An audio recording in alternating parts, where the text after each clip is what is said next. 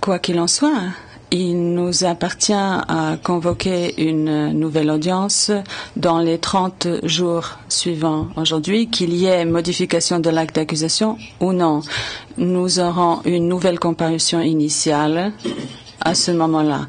Donc 30 jours à partir d'aujourd'hui, je pense que ce sera un samedi. Donc de deux choses l'une, pour nous revoir soit le 29e jour, un vendredi, soit nous pouvons reporter cette audience au 1er septembre. Ce serait légèrement plus que 30 jours.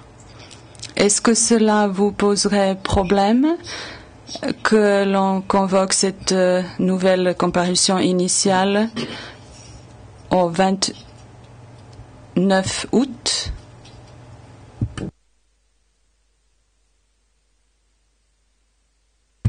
Monsieur Karadzic, si cela n'est pas le 28 août, cela ne me pose pas problème. Le président.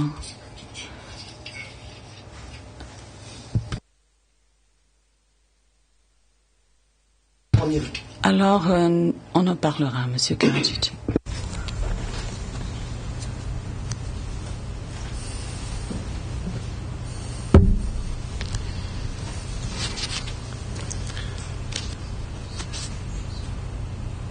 Monsieur Karadzic. Le président, Monsieur Karadzic, j'ai mentionné précédemment le fait que le président a affecté cette affaire à la chambre de première instance numéro 1. Je suis le juge qui préside cette chambre et je me suis désigné juge de la mise en état par une ordonnance du 30 juillet 2008. La chambre de première instance se composera de moi-même, de juge Christine von Weinkart et du juge Bacone Justice Moloto.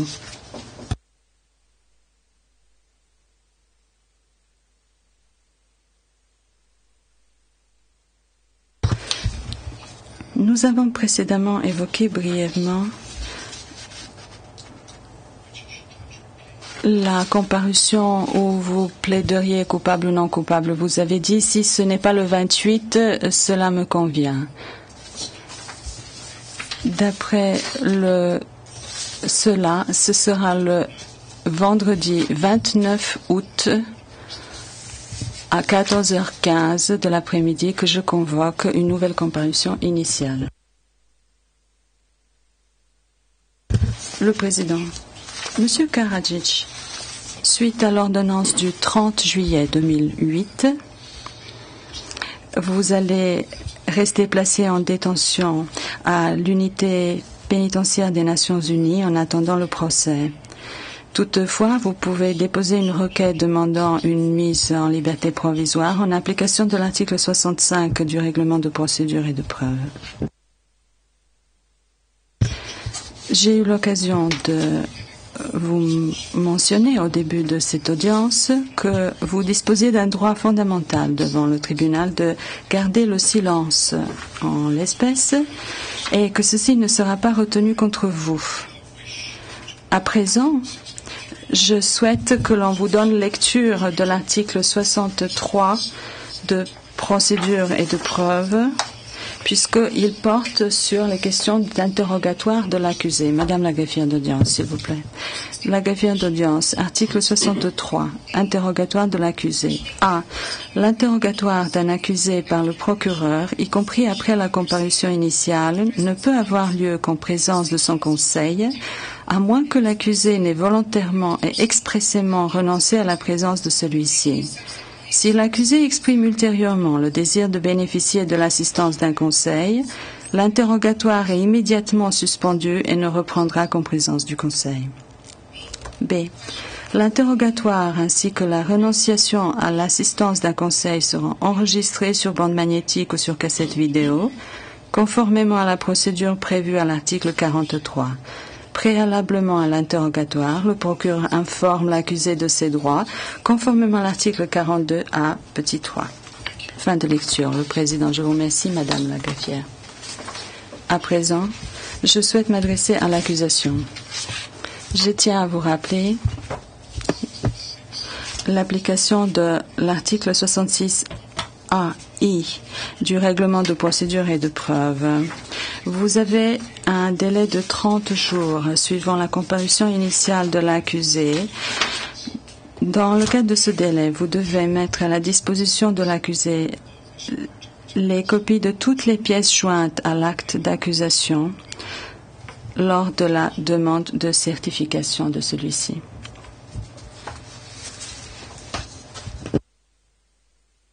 L'accusation.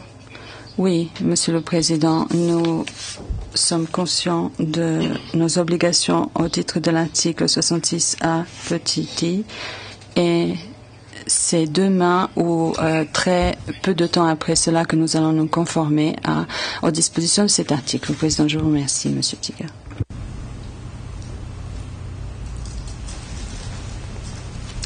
Mr. Karadzic, I'd like to remind you.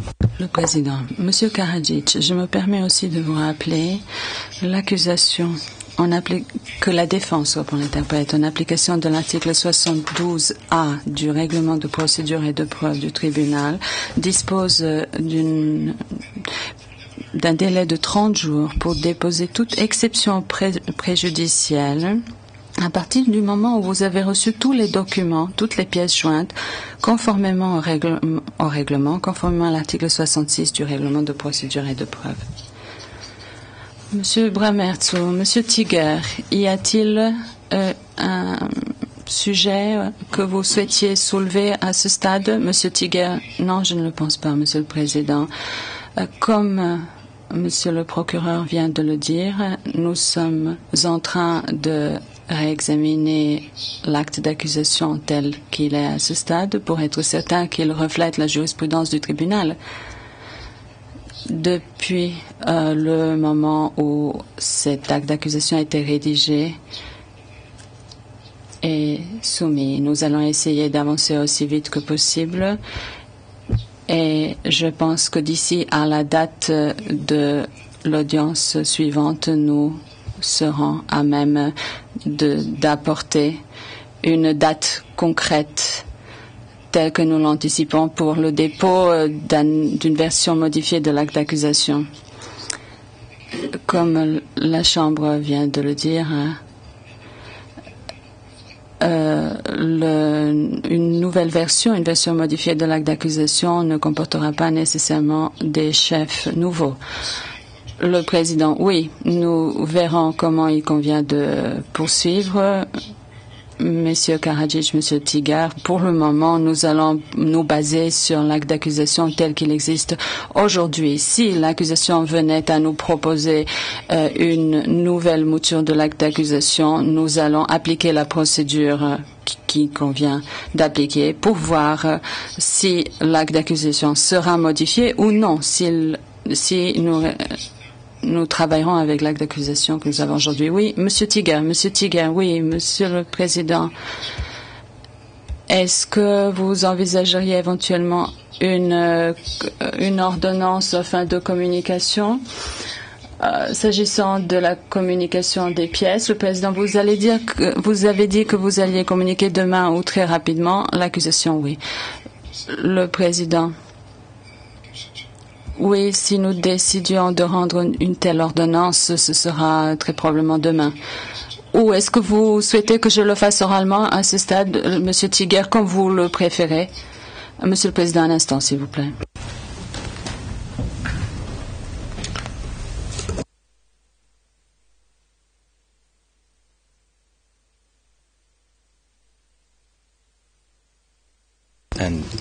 Yes, I'll not give an oral order this month. Le Président, pour l'instant, je ne vais pas rendre une ordonnance orale, mais nous ferons en sorte que cette ordonnance soit rendue en temps voulu. L'accusation est... Je ne sais pas si la Chambre souhaite reporter à une autre date toute question relative au fait que l'accusé se représente lui-même. Le Président, oui. Lorsqu'un accusé se représente lui-même, c'est une situation qui demande que l'on s'y penche. D'après ce que j'ai compris, pour l'instant, nous ne savons pas encore, nous n'avons pas entendu de la part de M. Karadzic. Il ne s'est pas encore adressé au greffe pour préciser s'il souhaitait se représenter lui-même. S'il venait à déposer une telle requête, nous devrions attirer l'attention de M. Karadzic sur l'importance et les conséquences de cette décision.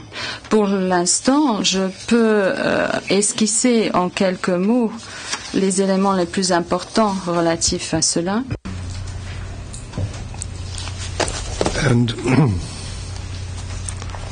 But we are not there yet.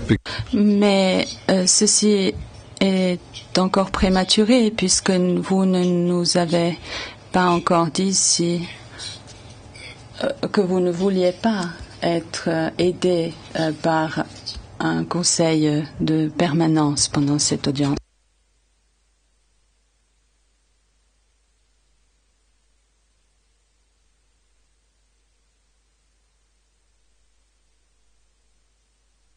If we are talking about self-representation and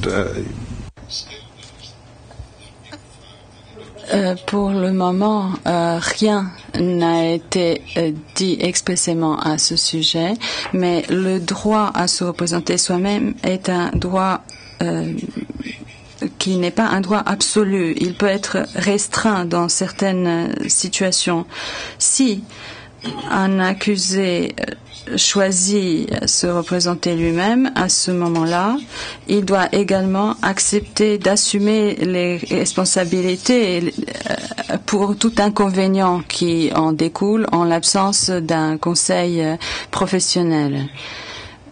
Un accusé qui se représente lui-même, il ne se voit pas traité d'une manière spécial, il ne bénéficie pas d'un traitement spécial.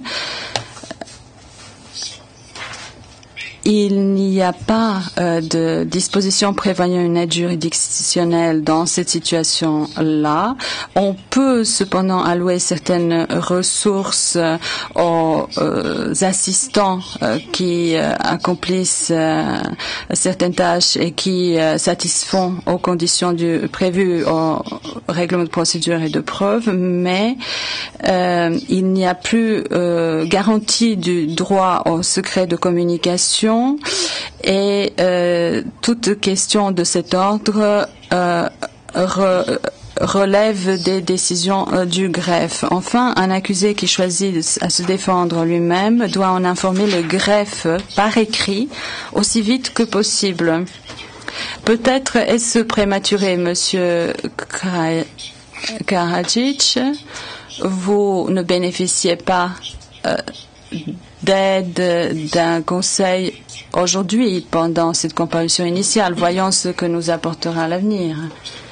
Monsieur Karadzic, est-ce qu'il y a quoi que ce soit, quelle que soit la question que vous souhaiteriez soulever aujourd'hui dans le cadre de cette comparution initiale et quelque chose qui ne porte pas sur le fond de l'affaire?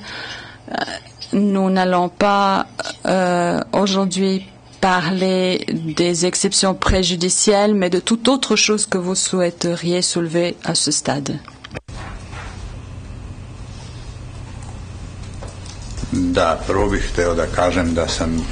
Monsieur Karadzic, oui, pour commencer, je souhaite dire que je sous-entendais le fait que j'allais me défendre moi-même, non seulement pendant la comparution initiale, mais tout au long du procès.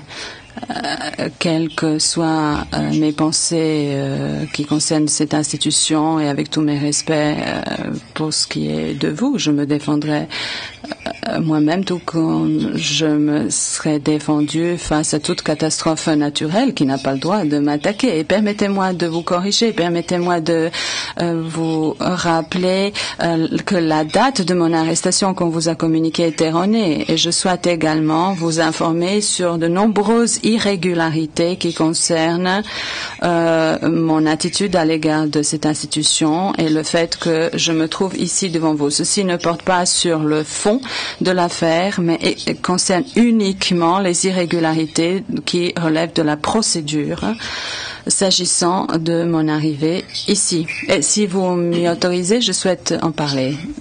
Le président, Monsieur Karadzic, la plupart des choses que vous venez me dire, premièrement, vous venez de me dire que vous souhaitiez vous défendre vous-même. Je vous ai déjà évoqué la disposition de l'article 45F. Donc, si après mûr examen, vous décidez que c'est la décision que vous souhaitez prendre, que c'est la meilleure décision, si vous vous représentez vous-même, vous devez en informer le greffe au titre de l'article 45F. Pour ce qui est des irrégularités à présent,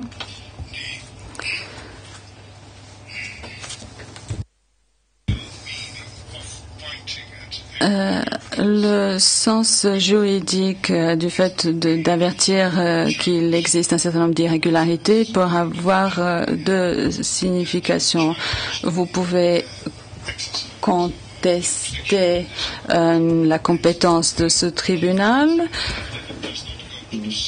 la légalité, mais même si cela ne concerne pas le fond, les aspects formels qui découlent de ce type de questions que vous êtes en train de soulever, bien entendu, cela peut faire l'objet des objections préjudicielles que j'ai mentionnées il y a un instant.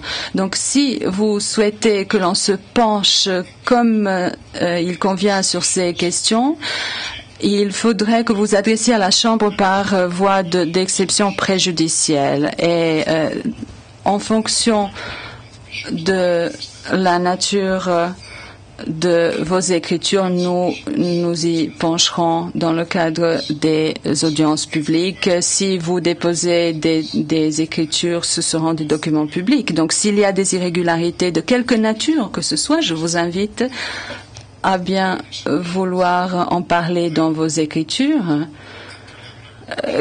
Que cela fasse partie d'objections préjudicielles ou d'autres. Ceci permettra à la Chambre d'en prendre connaissance et de s'y pencher, éventuellement après avoir entendu l'accusation. Et vous-même, que ce soit oralement ou par écrit. Oralement, j'entends en audience publique. Is that clear to you? Est-ce que vous m'avez bien compris? Monsieur Karadzic, oui, mais je ne cherche pas à contester le tribunal, je ne conteste pas non plus l'attitude du tribunal ni le comportement de l'accusation, mais la manière dont on m'a amené ici.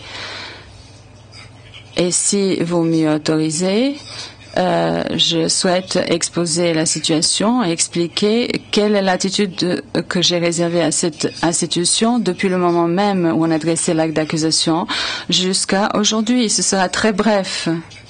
Cela ne comporte que 4 pages.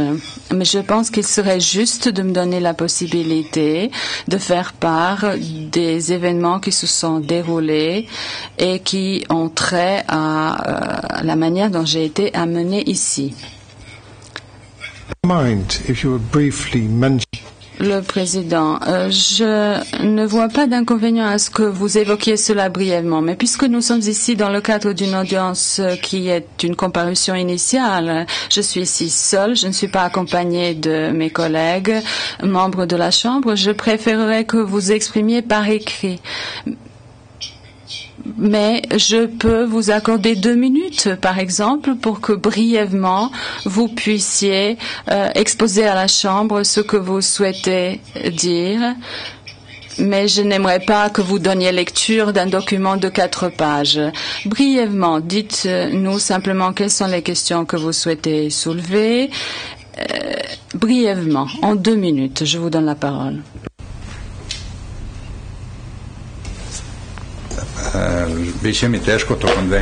Monsieur Karadzic, il me sera difficile de le faire en 2 minutes, mais je tenterai de le faire. Donc, je passe l'introduction et je dois dire que en 1996, mes représentants qui avaient les pleins pouvoirs. Les ministres, les hommes d'État, ils ont reçu de la part de M. Richard Holbrooke, au nom des États-Unis d'Amérique, ont reçu une offre. Et d'après cette proposition, cette offre, je devais faire un certain nombre de choses, certains gestes, je devais me retirer de la vie publique, etc. Et en échange, les États-Unis d'Amérique allaient exercer leurs obligations et et cela a été fait au nom des États-Unis d'Amérique et non pas au nom personnel de M. Holbrooke, parce que lorsque j'avais parlé à M. Holbrooke de mes entretiens avec M. Carter, il m'a dit qu'il avait tous les respects pour M. Carter, mais que désormais il travaillait pour le président Clinton. Donc j'ai accepté l'obligation de me retirer et de n'empêcher d'aucune manière la mise en œuvre des accords de Dayton. J'ai même accepté de me retirer de la vie littéraire. Mr. Karadzic, apparently...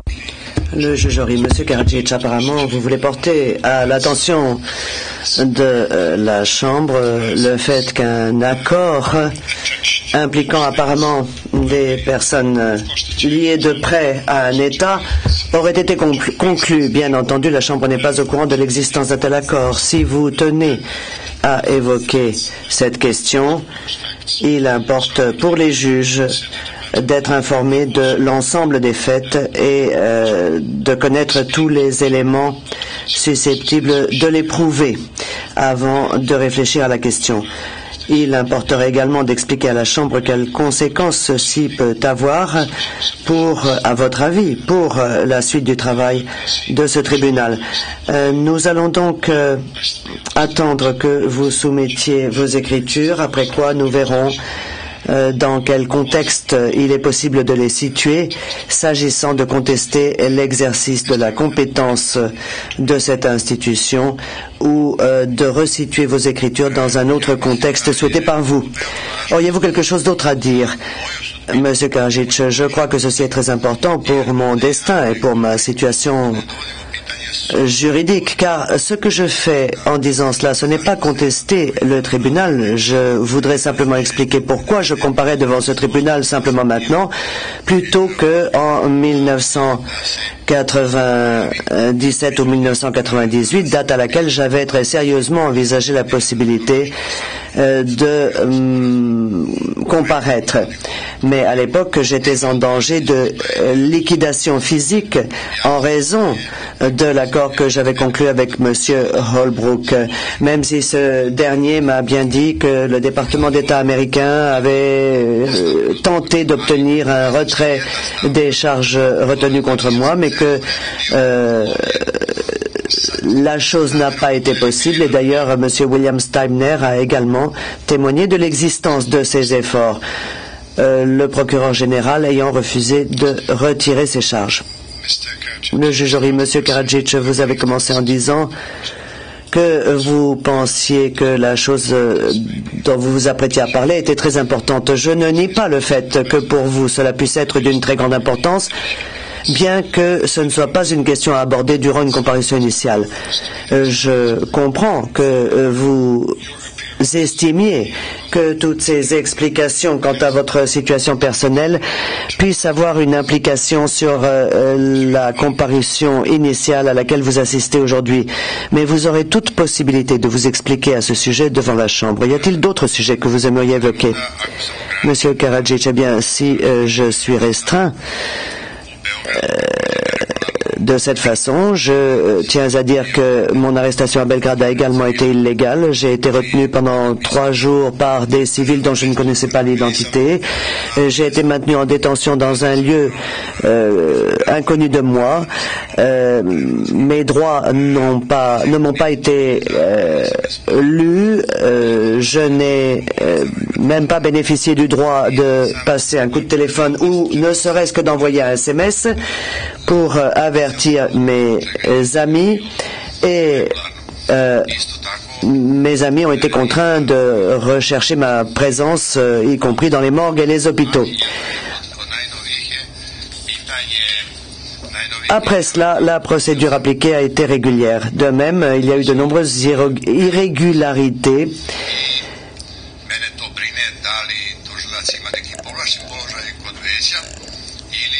Ici, la moindre d'entre elles n'étant pas les derniers propos que j'ai entendus de la bouche du procureur général, où il m'a promis un procès très rapide, ce qui m'inquiète quelque peu. Est-ce que le procureur a une position privilégiée devant ce tribunal? Est-ce qu'il peut décider à l'insu de la Chambre et de la Défense? Le président interrompant. Monsieur Tiger, oui, Monsieur le Président, la Chambre a donné à Monsieur Karadzic une possibilité de connaître à l'avance les requêtes qu'il pouvait présenter à sa convenance. S'il choisit d'assurer lui-même sa défense, il doit respecter le règlement de procédure et de preuve de la présente institution. La Chambre l'a averti que ce n'était pas pour lui le moment d'évoquer la question des exceptions préjudicielles ou de quelques requêtes qu'il souhaiterait déposer. La Chambre a indiqué qu'elle ne souhaitait pas l'empêcher de présenter ces exceptions préjudicielles en temps utile et à sa convenance dans le cadre de la procédure régulière. Mais aujourd'hui n'est ni le lieu ni le temps pour le faire. Le président, M. Karadzic, je comprends que vous souhaitiez évoquer les irrégularités qui ont eu lieu, qui ont entaché votre arrestation à Belgrade. Si vous souhaitez présenter des écritures à cet égard au juge de la Chambre, bien entendu, elles seront prises en compte et les conséquences éventuelles de ces irrégularités sur la procédure actuelle devant ce tribunal seront examiné. Mais encore une fois, M. Tiger a tout à fait raison, et je crois vous l'avoir déjà expliqué, il a tout à fait raison de dire qu'il est préférable de traiter de toutes ces questions dans des écritures et pas au cours de la comparution initiale, dont le but principal consiste de s'assurer que vous êtes bien informé de vos droits et de faire connaître pour vous à la Chambre quelle est votre façon de plaider. Et nous avons retardé votre déclaration quant à votre façon de plaider à 30 jours plus tard. Monsieur Karadzic, je dois dire que pour moi c'est une question de vie et de mort. Si Monsieur Holbrooke souhaite toujours ma mort et regrette que la peine de mort ne soit pas prévue à mon encontre, je me demande s'il a le bras suffisamment long pour m'atteindre. Ça, c'est une chose importante. Et la deuxième, le président interrompant. Monsieur Karadzic, il faut bien que vous compreniez tout à fait bien ce que apparemment vous n'avez pas encore bien compris, à savoir qu'il existe des instructions à respecter.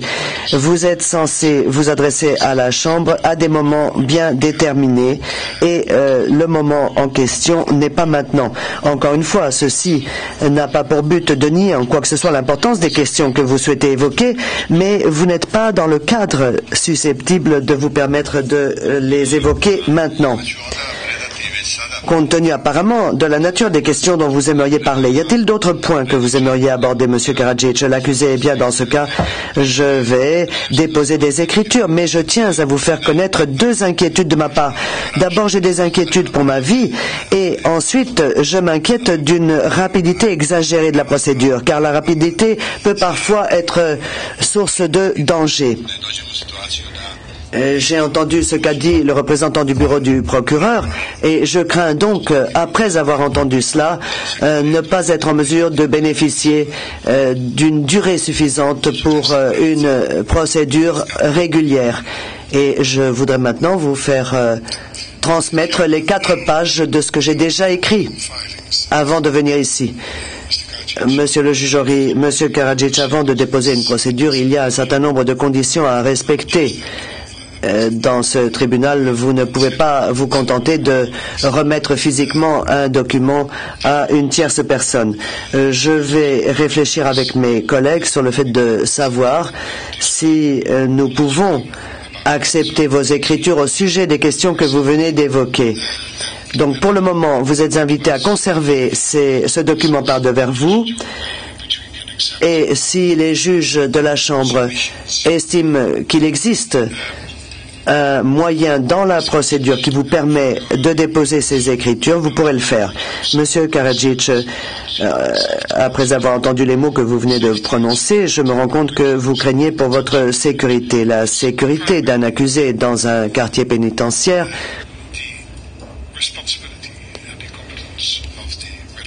relève principalement de la responsabilité de la compétence du greffe, ce qui ne veut pas dire que les juges de la Chambre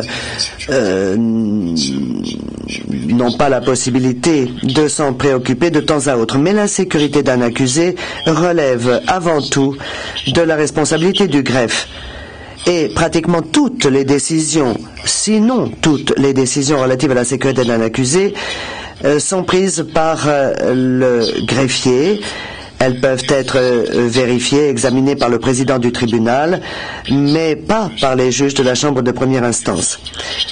Par le président du tribunal. Par conséquent, si vous vous inquiétez de votre sécurité personnelle en ce moment, veuillez, je vous prie, le faire savoir au greffe, donc en informer le greffe et peut-être entamer un débat avec le greffe sur cette question quant aux mesures qu'il conviendrait de prendre pour alléger vos préoccupations. Avez-vous autre chose à dire, Monsieur Karadzic? L'accusé, j'aimerais savoir à qui je suis censé parler pour faire connaître mes préoccupations et mon inquiétude au sujet des irrégularités qui ont été commises dans la procédure jusqu'à présent.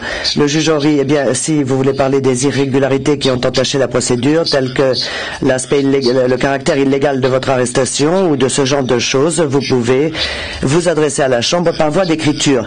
Si vous souhaitez traiter de votre sécurité personnelle au quartier pénitentiaire, alors il importe que vous adressiez vos écritures au greffe. Dans les quelques jours qui viennent, je suppose que vous aurez, quoi qu'il en soit, de très fréquents contacts avec les représentants du greffe. Vous pourrez donc discuter avec eux du moyen le plus efficace de porter vos inquiétudes à l'attention du greffe, qui ensuite avisera et vous le fera savoir. Y a-t-il autre chose, Monsieur Karadzic? Monsieur Karadzic, pour le moment, non. Le juge Horry, eh bien, Monsieur Karadzic, pour conclure, je voudrais vous demander si vous avez été bien traité depuis votre arrivée à La Haye. Y a-t-il le moindre problème eu égard au traitement qui vous a été réservé? Monsieur Karadzic, je n'ai pas la moindre observation à faire quant au comportement des responsables officiels, pas plus qu'au sujet du lieu. Je me suis déjà trouvé dans ma vie dans des lieux pires que celui-ci. Donc, tout va bien, pas de problème. Le juge Horry, merci de votre réponse. Enfin, j'aimerais vous demander si vous avez quelque inquiétude vis-à-vis de votre état de santé en ce moment. Là encore, vous avez toute liberté de me prier de traiter de ces questions à huis clos partiel si vous le souhaitez. Vous inquiétez-vous au sujet de votre santé? Et avant tout, dites-nous si vous voulez que cette question soit discutée à huis clos partiel ou en audience publique. L'accusé, je vais parfaitement bien sur le plan de ma santé et il n'est donc pas nécessaire de passer à huis clos partiel. Le juge Horry, j'ai grand plaisir à l'entendre. Monsieur Karadzic, ceci met un point final à la présente comparution initiale. Je déclare donc lever l'audience de comparution initiale qui reprendra le vendredi 29 août 2008 à partir de 14h15 dans cette même salle d'audience.